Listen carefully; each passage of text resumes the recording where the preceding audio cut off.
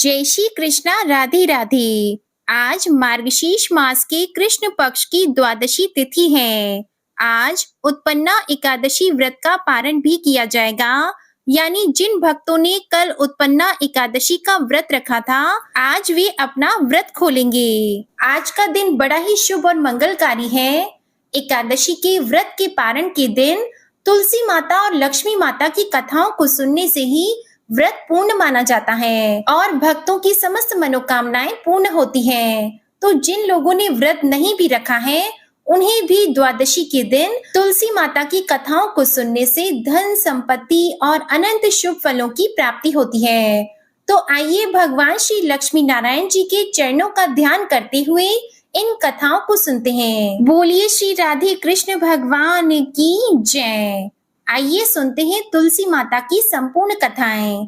तुलसी माता को हरि प्रिया भी कहा जाता है। जितना भगवान श्री हरि विष्णु सोने चांदी हीरे मोती और रत्नों से प्रसन्न नहीं होते, उतना सिर्फ तुलसी दल से प्रसन्न हो जाते हैं। सच्ची श्रद्धा भाव से तुलसी दल भगवान श्री विष्णु को अर्पित करने से मनुष्य के सभी संकट कट जाते हैं और मनोकामनाओं की पूर्ति होती है।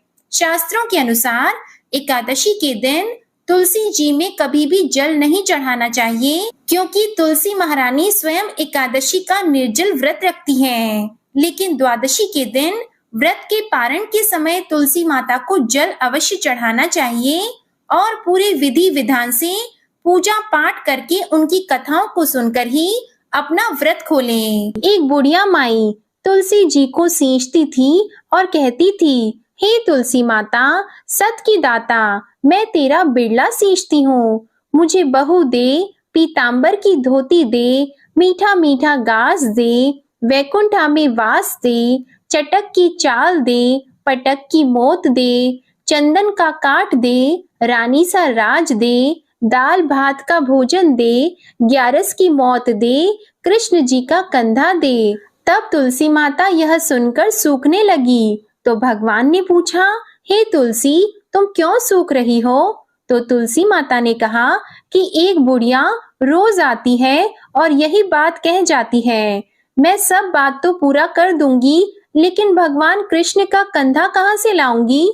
तो भगवान बोले, जब वो मरेगी तो मैं अपने आप कंधा दे आऊंगा। तू बुढ़िया माई से कह देना। जब बुढ़िया माई मर गई, सब लोग आ गए। जब माई को ले जाने लगे तो वह किसी से नहीं उठी। तो भगवान श्री कृष्ण एक बार 12 बरस के बालक का रूप धारण करके आए और बालक ने कहा, मैं कान में एक बात कहूंगा तो बुढ़िया माई उठ जाएगी। बालक ने बुढ़िया माई के कान में कहा, बुढ़िया माई, मन की निकाल ले, पीतांबर की धोती ले, मीठा मीठा गास ले, वैकुंठा में वास ले, चटक की चाल ले, पटक की मौत ले, कृष्ण जी का कंधा ले। यह सुनकर बुढ़िया माई हल्की हो गई। तो भगवान श्री कृष्ण ने उन्हें कंधा दिया और बुढ़िया माई को मुक्ति मिल गई। हे तुलसी माता, जैसे बुढ़िया माई को मुक्ति दी, वैसी ही सबको देना। प्रेम से बोलिए श्री तुलसी महारानी की जय। भगवान श्री कृष्ण की जय। अब आप सुनिए तुलसी माता की दूसरी कथा। शिव पुराण के अनुसार पौराणिक समय में दैत्यों का राजा दंभ हुआ करता था। वह बहुत बड़ा विष्णु भक्त था। कई सालों तक उसके यहाँ संतान नहीं होने के कारण उसने शुक्राचार्य को अपना गुरु बनाकर उनसे श्री कृष्ण मंत्र प्राप्त किया। ये मंत्र प्राप्त करके उसने पुष्कर सरोवर में घोर तपस्या की। भगवान विष्णु उसकी तपस्या से प्रसन्न हुए और उसे संतान प्राप्ति का वरदान दे दिया। भगवान विष्णु के वरदान से राजा दंभ के यहाँ एक पुत्र ने जन्म लिया। इस पुत्र का नाम शंखचूड़ रखा गया। बड़ा होकर शंखचूड़ ने ब्रह्मा जी को प्रसन्न करने के लिए पुष्कर में घोर तपस्या की। तपस्या से प्रसन्न होकर ब्रह्मा जी ने उसे वरदान मांगने को कहा। तब शंखचूड़ ने वरदान मांगा कि वह हमेशा अजर अमर रहे, वह कोई भी देवता उसे नहीं मार पाए। ब्रह्मा जी ने उसे ये वरदान दे दिया और कहा कि वह बद्री वन जाकर धर्मध्वज की पुत्री तुलसी जो तपस्या कर रही है उससे विवाह कर ले। शंखचूड़ ने वैसा ही किया और तुलसी के साथ विवाह के बाद सुखपूर्वक रहने लगा।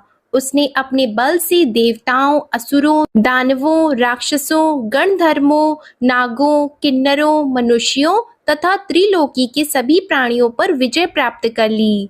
वह भगवान श्री कृष्ण का परम भक्त था। शंखचूड़ के अत्याचारों से सभी देवता परेशान होकर ब्रह्मा जी के पास गए और ब्रह्मा जी उन्हें भगवान विष्णु के पास ले गए। विष्णु ने कहा कि शंखचूड़ की मृत्यु भगवान शिव के त्रिशूल से ही होगी, अतः आप उनके पास जाएं। भगवान से उन्हें चित्ररथ नामक गण को अपना दूत बनाकर शंखचूड़ के पास भेजा। चित्ररथ ने शंखचूड़ को समझाया वह देवताओं को उनका राज्य लौटा दे, परंतु शंखचूड़ ने मना कर दिया और कहा कि वह महेश्वर से युद्ध करना चाहता है।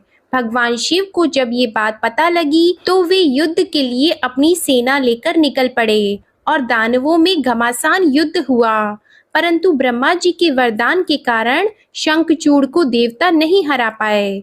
भगवान शिव ने शंखचूड़ का वध करने के लिए जैसे ही अपना त्रिशूल उठाया, तभी आकाशवाणी हुई कि जब तक शंखचूड़ के हाथ में श्री हरि का कवच है और उसकी पत्नी का सतीत्व अखंडित है, तब तक इसका वध असंभव है। आकाशवाणी सुनकर भगवान विष्णु वृद्ध ब्राह्मण का रूप धारण कर शंखचूड़ के पास गए और उससे श्री हरि कवच दान में मांग लिया। शंखचूड़ ने वह कवच बिना किसी संकोच के दान कर दिया।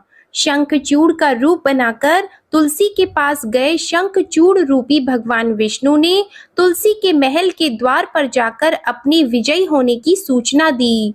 ये सुनकर तुलसी बहुत प्रसन्न हुई और पति रूप में आए भगवान का पूजन किया। ऐसा करते ही तुलसी का सतीत्व तो खंडित हो गया और भगवान शिव ने युद्ध में अपने त्रिशूल से शंखचूड़ का वध कर दिया। तब तुलसी को जब पता चला कि वे उनकी पति नहीं है बल्कि वे तो भगवान विष्णु हैं, तो क्रोध में आकर तुलसी जी ने कहा कि आपने छल पूर्वक मेरा धर्म भ्रष्ट किया है और मेरे पति को मार डाला, अतः मैं आपको श्राप देती हूँ कि आप पाषाण होकर धरती पर रहें। तब भगवान विष्णु ने कहा कि देवी, तुम मेरे लिए भारतवर्ष पे रहकर बहुत दिनों तक तपस्या कर चुकी हो। तुम्हारा ये शरीर नदी रूप में बदलकर गंडकी नामक नदी के रूप में प्रस्तुत होगा। तुम पुष्पों में श्रेष्ठ तुलसी का वृक्ष बन जाओगी और सदा मेरे साथ रहोगी। तुम्हारे श्राप को सत्य करने के लिए मैं पाषाण शालिग्राम बनकर रहूंगा। गंडकी नदी के तट पर मेरा वास होगा। प्रेम से बोले भगवान विष्णु और तुलसी माता की जय। आइए अब सुनते हैं गरीब ब्राह्मण और तुलसी माता की कहानी। एक नगर में एक गरीब ब्राह्मण अपनी पत्नी के साथ रहता था। वो भिक्षा मांगकर अपना सारा जीवन गुजारता था और भगवान की पूजा में लगा रहता था। वह उतनी ही भिक्षा मांगता था जिससे उसके और उसके परिवार का पेट भर सके। उस नगर का राजा बहुत धनवान और ब्राह्मणों का आदर करने वाला था। राजा किसी भी ब्राह्मण को अपने महल से खाली हाथ नहीं जाने देता था। दूर दूर से ब्राह्मण राजा के पास आते और उसे मुंह मांगा दान देकर आशीर्वाद देते हुए चले जाते। एक दिन ब्राह्मण की पत्नी ने ब्राह्मण से कहा कि दूर दूर के ब्राह्मण राजा से मनचाहा दान लेकर चले जाते हैं और तुम यहाँ के यहाँ एक दिन भी राजा के पास नहीं गए। जन्म भर कंगाली कहाँ तक झेलूं, आज तुम जाओ और राजा से कुछ मांग कर लाओ। ब्राह्मण ने अपनी पत्नी को समझाते हुए कहा कि तू तो बावरी है, हमें धन की क्या जरूरत, हमें इतना तो मिल ही जाता है जिससे हम अपना पेट भर सकें, और राजा का धन अच्छा नहीं होता, वो हमें नहीं लेना चाहिए। ब्राह्मण की पत्नी जिद पर अड़ गई और बोली, मैं तुम्हारी एक भी बात सुनने वाली नहीं हूँ। कब तक हम कंगाली में जीते रहेंगे? तुम तो रोज माला लेकर बैठ जाते हो। अपने बच्चों को क्या खिलाएं और क्या पहनाएं? जब बच्चे दूसरे बच्चों को पहनते ओढ़ते और खाते पीते देखते हैं तो उनका मन भी ललचाता है। आज तुम राजा के पास जाओ, राजा बहुत भला व्यक्ति है, वो हमें जरूर मुंह मांगा दाम देगा। मजबूर होकर ब्राह्मण राजा के महल की ओर चल दिया, पर राजा उस समय महल में नहीं था। ब्राह्मण को वापस लौटना पड़ा। दूसरे दिन ब्राह्मण की पत्नी ने ब्राह्मण को फिर से महल भेजा, परंतु राजा फिर से महल में नहीं मिला। तीसरे दिन राजा महल में मिल गया और उसने ब्राह्मण का स्वागत किया और उसे आसन पर बैठाया और 2 दिन ना मिल पाने के लिए क्षमा भी मांगी। राजा ने कहा, मैं आपकी क्या सेवा कर सकता हूँ? ब्राह्मण ने कहा, जो मैं मांगू तो आप दे सकेंगे? राजा ने कहा, हाँ कहिए, मैं आपकी क्या सेवा कर सकता हूँ? ब्राह्मण ने निवेदन किया, महाराज मैं कुछ और नहीं चाहता, बस आप मुझे अपने पसीने की कमाई से 4 पैसे दान में दे दीजिए। ब्राह्मण की बात सुनकर राजा चौंक गया और सोचने लगा, खजाने में बहुत सारा धन पड़ा है, पर मेरी मेहनत की 1 कौड़ी भी नहीं है। राजा ने ब्राह्मण से कहा, आप मुझे 1 दिन का समय दें, मैं कल आपको आपका मुंह मांगा दान दूंगा। ब्राह्मण को जब खाली हाथ देखा तो पत्नी बोली, क्या हुआ? राजा ने कुछ नहीं दिया। ब्राह्मण बोला, राजा ने कल देने के लिए कहा है। ब्राह्मण की पत्नी सोचने लगी, शायद इन्होंने बहुत सारा धन मांगा होगा और राजा को इसकी व्यवस्था करने में समय लग रहा होगा, इसलिए कल बुलाया है। दूसरी ओर राजा ने अपने राजसी कपड़े बदलकर फटे पुराने कपड़े पहने और मजदूर जैसा भेष बना लिया। जब राजा की पत्नी ने देखा और कारण पूछा तो राजा ने सब कुछ बताया। रानी बोली, मैं भी आपके साथ चलूंगी। राजा के हाँ कहने पर रानी भी पुरानी साड़ी पहनकर आ गई।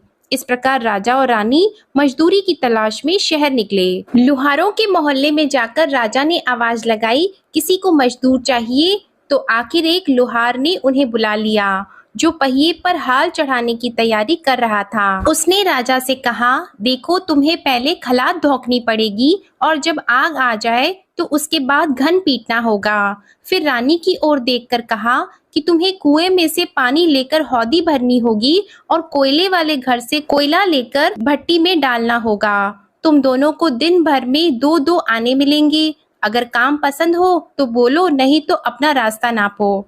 राजा रानी लुहार के बताए काम को करने लगे। राजा खलात धोखने लगा पर उसे काम ठीक से नहीं हो पा रहा था। लोहार नाराज होकर राजा को ठीक से काम करने के लिए कहता तो राजा जैसे तैसे अपना काम करने लगा। रानी भी कुएं से पानी भरकर लाने लगी। रानी के हाथ में फफोले हो गए। किसी तरह बड़ी कठिनाइयों से उसने पानी का हौद भरा। उसके बाद रानी कोयला लाकर भट्टी में डालने लगी। भट्टी में आग आने पर लोहार ने बाट भट्टी में से निकालकर पहिए पर जमाई और एक घन अपने हाथ में लेकर और एक राजा के हाथ में देकर कहा, देखो बारी बारी से घन इस पर पटकना, हाथ इधर उधर न हो पाए। राजा जोर जोर से घन पटकने लगा, लेकिन उसका निशाना ठीक नहीं बैठता। कभी घन हाल पर गिरता तो कभी पहिए पर।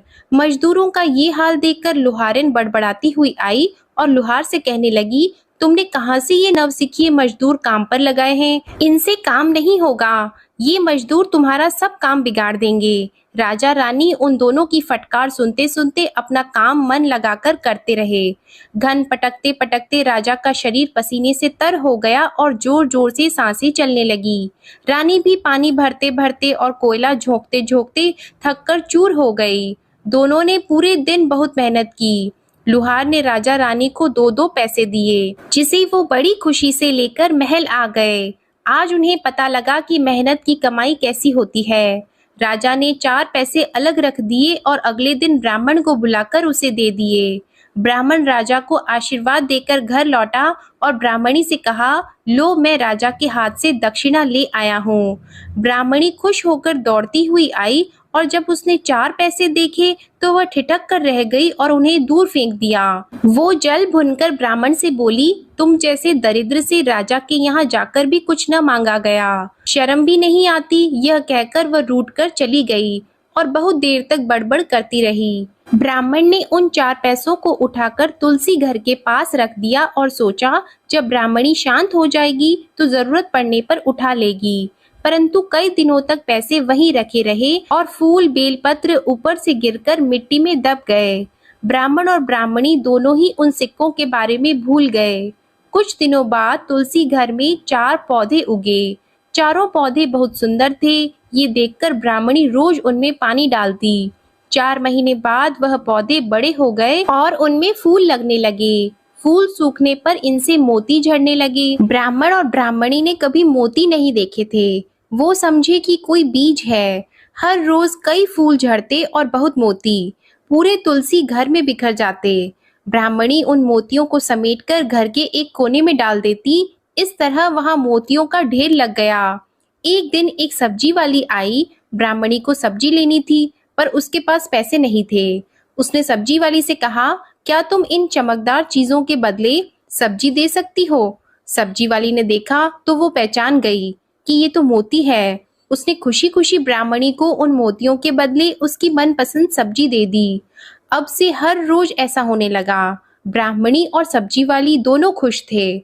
सब्जी वाली यह सोचकर खुश थी कि मुझे 1 पैसे की तरकारी के बदले हजारों का माल मिलता है, और ब्राह्मणी ये सोचकर खुश थी कि इन चीजों के बदले सब्जी मिल जाती है। इस प्रकार कई महीने बीत गए। उधर राजमहल में कई राजहंस थे जो मोती चुगते थे। राजा का यह नियम था, जब राजहंस मोती चुग लेते थे, इसके बाद ही राजा और उनका परिवार भोजन करता था। एक समय बाद राजा का सारा धन उन मोतियों और दान देने में खर्च हो गया। अब राजा को मोती खरीदने के पैसे तक नहीं बचे। यह खबर पूरे नगर में फैल गई। ब्राह्मण और ब्राह्मणी को जब ये पता चला तो उन्होंने यही विचार किया कि राजा बहुत दानी और नेक दिल है। उसने अपना सब कुछ दान कर दिया, यहाँ तक कि शायद उनके पास खाने को भी कुछ नहीं है। ऐसे हालात में हमें उन लोगों की सहायता करनी चाहिए। तो ब्राह्मण ने कहा, अगर तू कहे तो इसमें से कुछ बीज राजा को दे दूं। तो ब्राह्मणी कहती है, इससे सब्जी और खाने की चीजें मिल जाती है। ब्राह्मणी ने कहा, हाँ, मैं रोज इसके बदले सौदा लिया करती हूँ। ऐसा कहकर ब्राह्मणी एक टोकरी बीज भर लाई। ब्राह्मण राजा के पास पहुंचा और उसे वो मोती दिए और राजा को सारी बात बताई। राजा उन मोतियों को देखकर चौंक गया। उसने मोती राजहंस को दिए। राजहंस उन्हें चुगने लगा। ये देखकर राजा ने ब्राह्मण से कहा, एक एक मोती सैकड़ों रुपयों का है। सच बताएं, आपके पास इतने मोती आए कहाँ से? ब्राह्मण बोला, महाराज, ऐसे तो हमारे घर पर बहुत हैं, और राजा को पूरी बात बताई। राजा अपने मंत्रियों के साथ ब्राह्मण के घर पहुंचे और उन चारों पेड़ों को देखा। पूछताछ में उन सिक्कों वाली बात सामने आ गई। जब पेड़ों को देखा तो उनकी जड़ के पास वही सिक्के चिपके हुए थे। आज ब्राह्मण और ब्राह्मणी को मालूम हुआ कि उनके पास लाखों करोड़ों की दौलत है, जिसे वो साधारण बीज समझते थे। ब्राह्मण ने सोचा कि मेरे लिए यह धन किस काम का। ऐसा सोचकर ब्राह्मण ने सारे मोती राजा को दान में दे दिए। राजा की आंखें खुल गई। मेहनत के धन की कीमत उन्हें मालूम पड़ गई। उस दिन राजा ने प्रण कर लिया कि मैं खजाने के पैसों से एक भी पैसा अपने खर्च में नहीं लगाऊंगा। अपना खर्च मेहनत करके चलाऊंगा। खजाने और ब्राह्मण के दान से राजा ने जनता के हित में कई धर्म कार्य शुरू किए। तुलसी माता की कथा समाप्त होती है। प्रेम से बोलिए माँ तुलसी जी की जय। आइए अब तुलसी माता की दूसरी कथा को सुनते हैं। इस कथा को सुनने से एकादशी के व्रत का संपूर्ण फल मिल जाता है। किसी समय एक कुटुंब में ननद तथा भाभी साथ साथ रहती थी। ननद का विवाह अभी नहीं हुआ था। वह तुलसी के पौधे की बहुत सेवा किया करती थी, लेकिन उसकी भाभी को यह सब बिल्कुल भी पसंद नहीं था। जब कभी उसकी भाभी को अत्यधिक क्रोध आता, तब वह उसे ताना देते हुए कहती कि जब तुम्हारा विवाह होगा तो मैं तुलसी ही बारातियों को खाने को दूंगी, और तुम्हारे दहेज में भी तुलसी ही दूंगी। कुछ समय बीत जाने पर ननद का विवाह पक्का हुआ। विवाह के दिन भाभी ने अपने कथन अनुसार बारातियों के सामने तुलसी का गमला फोड़ दिया और खाने के लिए कहा। तुलसी की कृपा से वह फूटा हुआ गमला अनेकों स्वादिष्ट पकवानों में बदल गया। भाभी ने गहनों के नाम पर तुलसी की मंजरी से बने गहने पहना दिए। वह सब भी सुंदर सोने जवाहरात में बदल गए।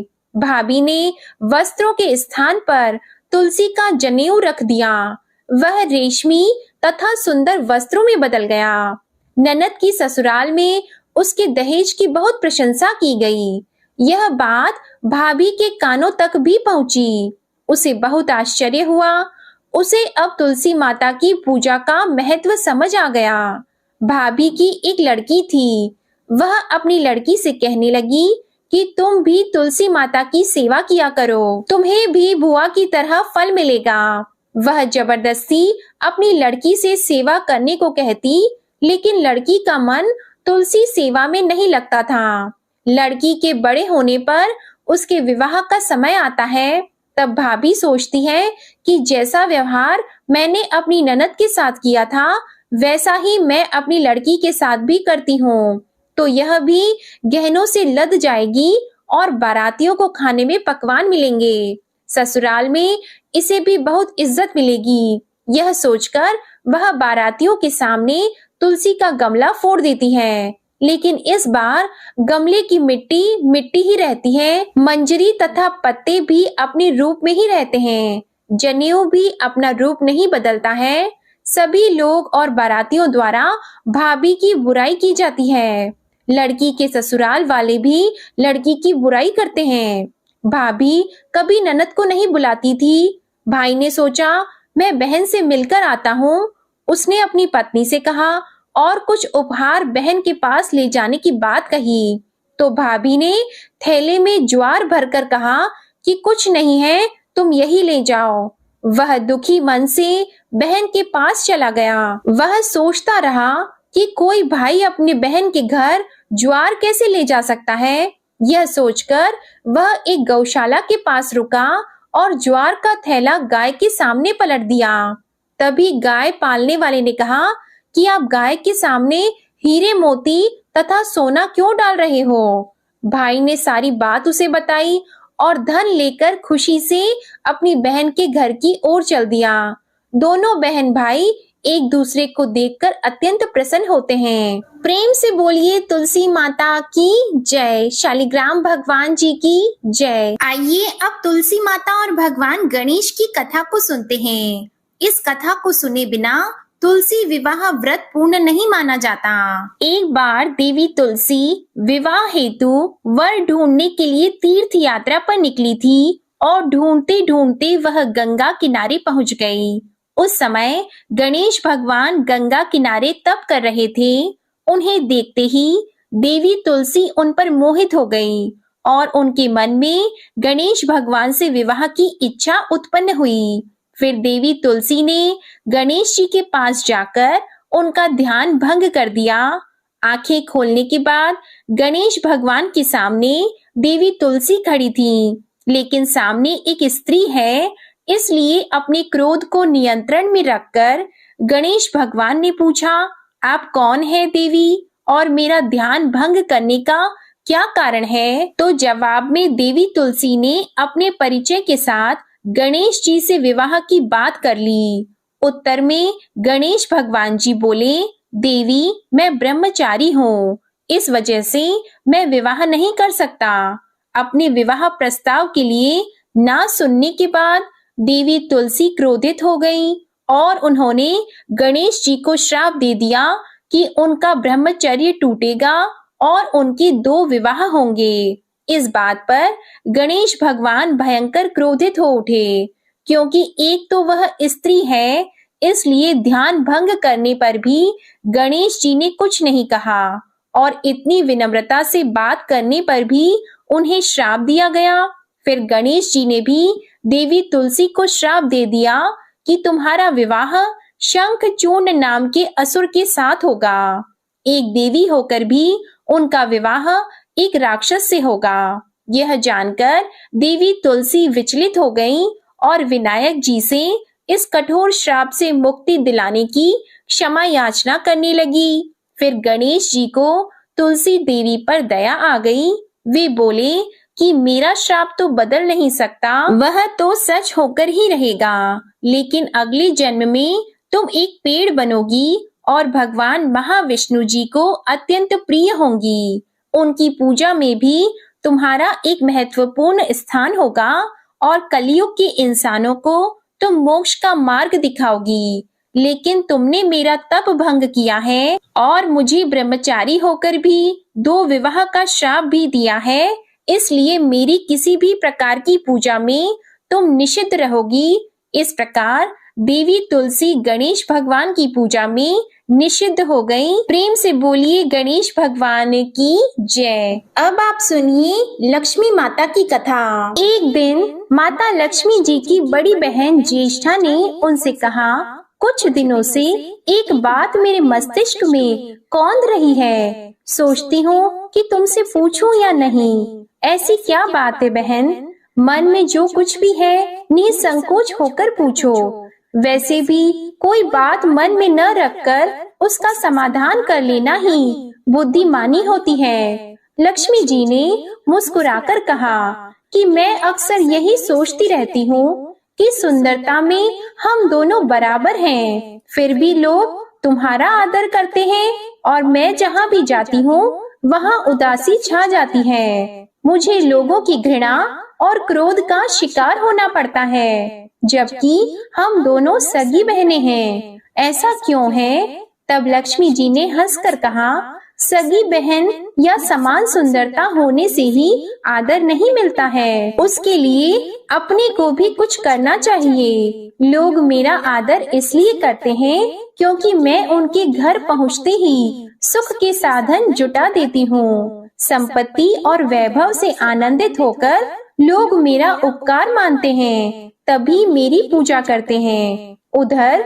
तुम्हारा यह हाल है कि जिसके यहाँ भी तुम जाती हो उसको गरीबी, रोग और आपदा सहन करनी पड़ती है। इसी वजह से लोग तुमसे घृणा करते हैं। कोई तुम्हारा आदर नहीं करता।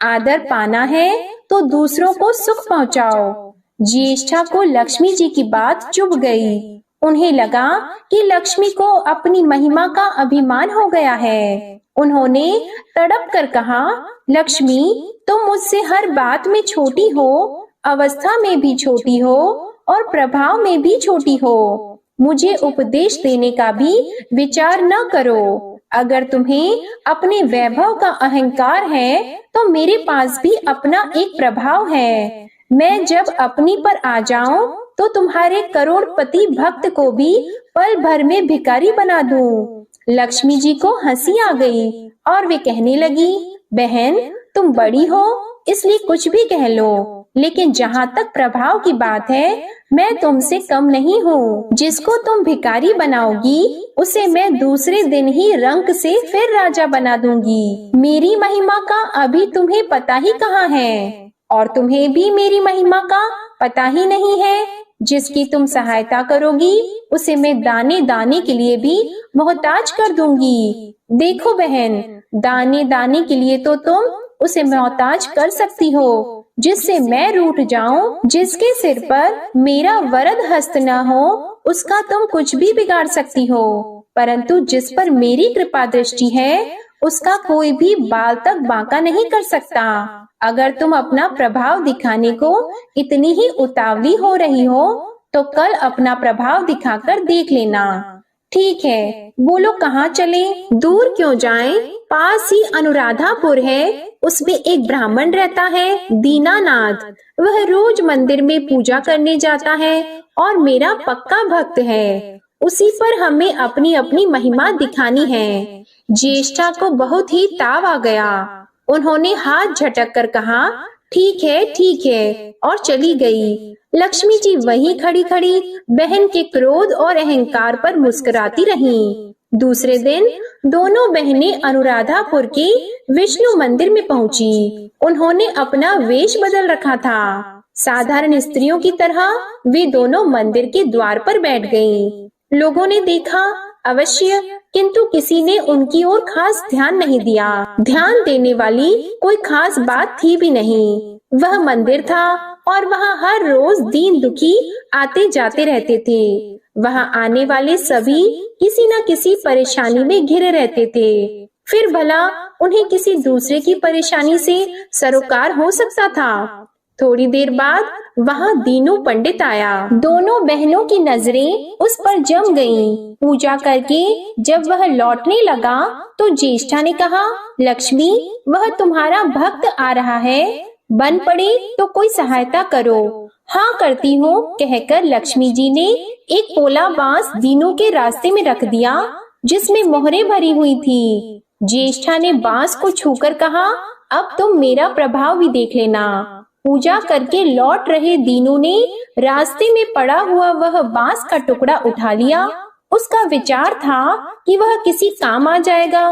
घर में 100 जरूरतें होती हैं। अभी वह पंडित कुछ आगे ही बढ़ा था कि उसे एक लड़का मिला। लड़के ने पहले पंडित जी से राम राम की, फिर बड़ी ही नम्रता से बोला, पंडित जी, मुझे अपनी चारपाई के लिए बिल्कुल ऐसा ही बांस चाहिए। दादाजी ने यह कहकर भेजा है कि जाओ बाजार से ले आओ। ऐसा बांस पंडित जी कहाँ मिलेगा? दीनू ने कहा, मैंने मोल नहीं लिया, रास्ते में पड़ा था सो उठा लाया। लो, तुम्हें जरूरत है तो तुम ही रख लो, वैसे बाजार में 1 रुपए से कम का नहीं है। तब लड़के ने चवन्नी देते हुए कहा, मगर मेरे पास तो यह चवन्नी ही है पंडित जी, अभी तो आप इसे ही रखिए, बाकी 12 आने शाम को दे जाऊंगा। पंडित जी खुश थे कि बिना किसी हील हुज्जत के रुपया कमा लिया। दीनू पंडित ने चवन्नी लेकर बांस लड़के को दे दिया और वह चवन्नी अपनी डोलची में रख दी। मंदिर के पास खड़ी दोनों देवियां यह सारी लीला देख रही थी। तो ज्येष्ठा ने कहा, लक्ष्मी, देखा तुमने, तुम्हारी इतनी सारी मोहरें मात्र एक चवन्नी में बिक गईं। और अभी क्या, यह चवन्नी भी तुम्हारे भक्त के पास नहीं रुकेगी। चलो उसके पीछे चलते हैं और देखते हैं क्या होता है। दोनों बहनें दीनू के पीछे पीछे चलने लगी। एक तालाब के पास दीनू ने डोलची रख दी और कमल के फूल तोड़ने लगा। उसी बीच एक चरवाहे का लड़का आया और डोलची में रखी हुई चवन्नी लेकर भाग गया। दीनू को पता ही नहीं चला। फूल तोड़कर वह अपने घर चलने लगा। इतने में वही लड़का आता हुआ दिखाई दिया जिसने चवन्नी देकर उससे बांस ले लिया था। करीब आकर वह बोला, पंडित जी, यह बांस तो बहुत वजनी है। दादाजी ने कहा है कि कोई हल्का बांस चाहिए, इसकी चारपाई ठीक न होगी। यह लीजिए, आप अपना बांस वापस ले लीजिए। कहकर उसने बांस पंडित जी के हवाले कर दिया। दीनू ने बांस ले लिया, लेकिन चवन्नी तो डोलची में थी ही नहीं। तब उसने कहा, बेटा, चवन्नी तो कहीं गिर गई, तुम मेरे साथ घर चलो, वहाँ दूसरी दे दूंगा। इस समय मेरे पास एक भी पैसा नहीं है, तब आप जाइए, मैं शाम को आकर घर से ले लूंगा। यह कहकर लड़का अपनी राह लौट गया। बांस फिर से पंडित जी के ही पास आ गया और लक्ष्मी जी हौले से मुस्कुराईं। उनको इस प्रकार मुस्कुराते देखकर ज्येष्ठा मन ही मन जल उठी। वह बोली, अभी तो खेल शुरू ही हुआ है, देखती चलो मैं इसे कैसे तिगनी का नाच नचाती हूँ। दीनू बेचारा इन सब बातों से बेखबर अपनी ही धुन में आगे बढ़ा चला जा रहा था। उसे क्या पता था कि वह शतरंज का मोहरा बना हुआ है। वह तो धूप छांव की भांति दोनों बहनों का प्रभाव सहता चुपचाप चला जा रहा था। आगे चलकर गांव का एक अहीर मिला। उसने दीनू को चवन्नी वापस करते हुए बताया, पंडित जी, मेरा लड़का आपकी डोलची से यह चवन्नी उठा लाया था। यह बड़ा ही शैतान है। मैं आपकी वही चवन्नी लौटाने आया हूँ। हो सके तो उस शैतान को माफ कर दीजिएगा। दीनू ने आशीर्वाद देकर चवन्नी ले ली और प्रसन्न मन से उस लड़के को पुकारने लगा, जो शाम को घर आकर चवन्नी लेने की बात कहकर लौटा जा रहा था। आवाज सुनकर लड़का लौट आया। अपनी चवन्नी वापस पाकर वह भी प्रसन्न हो गया। दीनू पंडित निश्चिंत मन से घर की ओर बढ़ने लगा। उसके एक हाथ में पूजा की डोलची थी और दूसरे में वही 5 हाथ का लंबा बांस। राह चलते दीनू पंडित सोच रहा था, बांस तो काफी वजनी है तो मजबूत भी होगा क्योंकि ठोस है। इसे दरवाजे के छप्पर में लगा दूंगा, कई साल के लिए बल्ली से छुटकारा मिल जाएगा। तब ज्येष्ठा को उसके विचार पर क्रोध आ गया।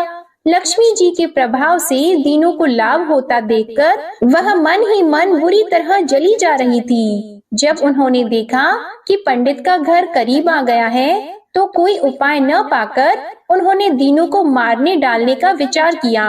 उन्होंने कहा, लक्ष्मी, धन संपत्ति तो मैं छीन ही लेती हूँ, अब तुम्हारे भक्त के प्राण भी ले लूंगी। देखो वह किस तरह तड़प तड़प कर मरता है। और वह तुरंत सांप बनकर दीनू की ओर दौड़ पड़ी। लक्ष्मी जी को तनिक भी घबराहट नहीं हुई। वह उसी तरह खड़ी खड़ी मुस्कुराती रहीं। सहसा दीनू चौंक पड़ा एक भयानक सांप फन उठाए उसकी ओर झपट रहा था। प्राण तो सभी को प्रिय होते हैं, उपाय रहते कोई अपने को संकट में नहीं पड़ने देता।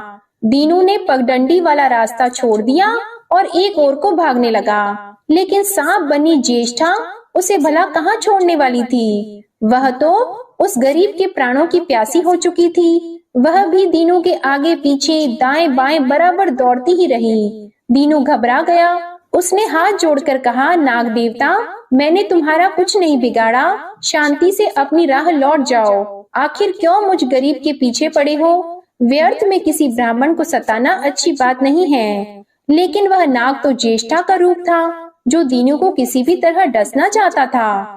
प्रार्थना पर कुछ भी ध्यान न देकर वह सांप एक बारगी फुफकारता हुआ झपट पड़ा। जब दीनू ने देख लिया कि बिना संघर्ष किए अब जान नहीं बचेगी, तो उसने प्राण रक्षा के लिए भरपूर जोर लगाकर वही बांस सांप के ऊपर दे मारा। धरती से टकराते ही बांस के दो टुकड़े हो गए और उसके भीतर भरी हुई मोहरें खन खनाकर बिखर गईं, जैसे लक्ष्मी जी हंस रही हों। दीनू के मुंह से हैरतपूर्ण चीख सी निकली। अरे! थोड़ी देर के लिए वह ठगा सा खड़ा आंखें फाड़े उन मोहरों की ओर देखता रहा। एक पल के लिए तो वह सांप को ही भूल गया, परंतु फिर जैसे उसे झटका सा लगा, सांप का ध्यान आते ही उसने उसकी ओर गर्दन घुमाई तो देखा कि बांस की चोट से सांप की कमर टूट गई है और वह लहूलुहान अवस्था में झाड़ी की ओर भागा जा रहा है। दूसरे क्षण वह मोहरों पर लौट गया और कहने लगा, तेरी जय हो लक्ष्मी माता, जीवन भर का दारिद्र्य आज दूर हो गया। तेरी महिमा कौन जान सकता है। चलो अब घर में बैठकर तुम्हारी पूजा आरती करूंगा। और फिर जल्दी जल्दी उसने सारी मोहरें अंगोछी में बांध दी और लंबे लंबे कदमों से घर की ओर चल दिया। पीछे एक पेड़ की छाया में खड़ी माता लक्ष्मी अपनी बहन ज्येष्ठा से मुस्कुराकर पूछ रही थी, कहो बहन, सच बताना, बड़प्पन की थाह मिली कि अभी नहीं? बड़प्पन किसी को कुछ देने में ही है, उससे छीनने में नहीं। ज्येष्ठा ने कोई उत्तर नहीं दिया। वह चुपचाप उदास खड़ी रही और लक्ष्मी जी ने उनका हाथ पकड़कर कहा, फिर भी हम दोनों बहनें हैं, जहाँ रहेंगी साथ ही रहेंगी। प्रेम से बोलिए माता लक्ष्मी और भगवान विष्णु जी की जय। अब आप सुनिए तुलसी माता की आरती। तुलसी महारानी नमो नमो, हरि की पटरानी नमो नमो। तुलसी महारानी नमो नमो, धन तुलसी पूरण तप कीनो, शालिग्राम बनी पटरानी नमो नमो। तुलसी महारानी नमो नमो, हरि की पटरानी नमो नमो। जाके पत्र मंजरी कोमल, श्रीपति कमल चरण लपटानी नमो नमो। तुलसी महारानी नमो नमो, हरि की पटरानी नमो नमो। कौन से महीने बोई रानी तुलसा, कौन से महीने हुई हरियाली नमो नमो। कौन से महीने हुई तेरी पूजा, कौन से महीने हुई पटरानी नमो नमो। तुलसी महारानी नमो नमो, हरि की पटरानी नमो नमो। आषाढ़ मास में बोई रानी तुलसा, सावन मास में हुई हरियाली नमो नमो। तुलसी महारानी नमो नमो। कार्तिक मास में हुई तेरी पूजा, मंगसिर मास में हुई पटरानी नमो नमो। तुलसी महारानी नमो नमो। धूप दीप नैवेद्य आरती, पुष्पन की वर्षा बरसानी नमो नमो। तुलसी महारानी नमो नमो। 56 भोग 36 व्यंजन, बिन तुलसा हरि एक न मानी नमो नमो। तुलसी महारानी नमो नमो। जो तुलसी को सवेरे गाए, श्री कृष्ण के दर्शन पाए। नमो नमो तुलसी महारानी, नमो नमो। जो तुलसी को दोपहर में गाए, खीर खांड का भोग लगाए। नमो नमो तुलसी महारानी, नमो नमो। जो तुलसी को सांझ को गाए, श्री कृष्ण की आरती उतारे। नमो नमो तुलसी महारानी, नमो नमो। जो तुलसी को रात को गाए, श्री कृष्ण के चरण दबाए। नमो नमो तुलसी महारानी, नमो नमो। सभी सखी मैया तेरो यश गावे, भक्ति दान दीजे महारानी। नमो नमो तुलसी महारानी, नमो नमो। तुलसी महारानी, नमो नमो। हरि की पटरानी, नमो नमो। प्रेम से बोलिए तुलसी माता की जय, लक्ष्मी माता की जय, भगवान विष्णु जी की जय। वीडियो अच्छी लगी हो तो वीडियो को लाइक करके चैनल को जरूर सब्सक्राइब कीजिएगा। जय श्री कृष्णा।